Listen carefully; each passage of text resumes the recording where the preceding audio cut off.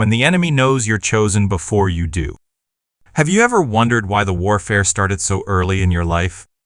Before the platform, before the purpose, before you even knew how to pray, something already knew who you were becoming. What if the battles you thought were random were actually confirmation? What if the pain you carried since childhood wasn't a curse but a clue? There's a reason your life hasn't looked normal. There's a reason you've always felt different. And it's not because you're broken, it's because you're chosen. Before we go deeper, I invite you to partner with this message. Matthew chapter 5 verse 14 says, "You are the light of the world. A city set on a hill cannot be hidden." If this word stirs your spirit, help us shine it brighter. Like this video. Leave a comment that says, "I'm chosen," and subscribe to Secrets of the Bible as we move toward 50,000 voices rising together, one remnant, one assignment, one purpose. Now let's go deeper, because once you understand why the enemy came for you early, you'll never walk the same again. You thought it was just bad luck, just life being unfair, just the world being what it is. But the truth is deeper. The truth is spiritual. There's a reason you were targeted before you were trained. There's a reason you were isolated before you were informed. The enemy didn't wait for you to figure out you were chosen. He already knew. That's why the attack came so early. Before you could speak, you were already seen. Before you could fight, you were already marked. Before you ever prayed, hell already knew your name. This is what it means to be chosen. The war didn't start when you got older. It didn't wait until you were ready. It began when you were still a child, innocent, untrained, unaware. And the enemy didn't attack because of what you had done. He came for you because of what you were carrying. From the very beginning, you were dangerous. You were the one who felt out of place, the one who couldn't explain why you cried deeper, why you sensed things others didn't. While other kids played, you wrestled with emotions too heavy for your age. You didn't have the words for it, but your spirit already knew you were different. And that difference made you a threat. Look at the pattern. Moses was only a baby when Pharaoh issued the death sentence. Jesus was just a child when Herod sent soldiers to destroy the promise. Why? Because when God marks someone, the enemy takes notice early. He sees the oil before the vessel, even knows it's been anointed. So what happened? Sudden trauma. Unexplainable rejection. Neglect in the very place you were supposed to be nurtured. You were criticized for being too sensitive, labeled too much, misunderstood by those who should have protected you. That wasn't just bad parenting. That was spiritual warfare dressed in familiar clothing. Because if the enemy can wound the chosen as children, he hopes to confuse their identity as adults. He knows that insecurity planted early becomes a prison later. If he couldn't stop your anointing, he tried to steal your awareness. And maybe that's your story. Maybe you've been fighting invisible battles your whole life, not realizing you were on the radar of hell because heaven already wrote your name in the scroll. The devil doesn't attack who you are now. He attacks the threat of who you'll become if you ever wake up to who you truly are. You made it through childhood, but the battle didn't stop, it just evolved. Now the war isn't around you. It's within you. The enemy's goal was never just to wound you. It was to rewrite your identity using the wounds. Because if you forget who you are, you'll never step into who you were born to be.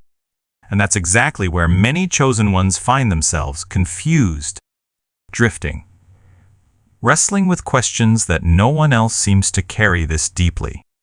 Why do I feel called but so broken? Why do I crave more but feel like I'll never be enough? See, the enemy plays a long game. He attacked you as a child and planted seeds meant to bloom in adulthood: shame, insecurity, comparison. He whispered lies so early and so often, you started calling them your own thoughts. You'll always be the outcast. You're not really gifted. God could never use someone like you. So You shrink. You overcompensate. You chase validation instead of vision. You give your heart to people who were never sent by God. You walk through doors that look like blessings, but they drain you. You stay in environments that slowly suffocate your spirit.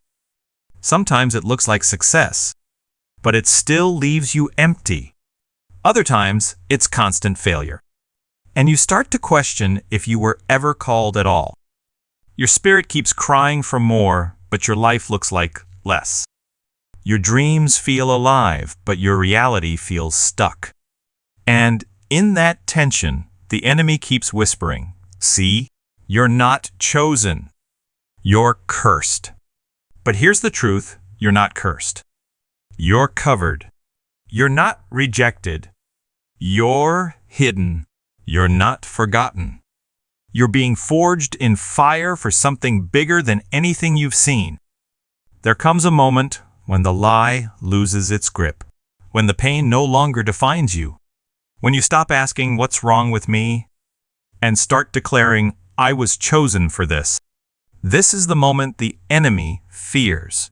Not when you go to church, not when you talk about purpose, but when you remember who you are. Because the moment you remember, the war shifts.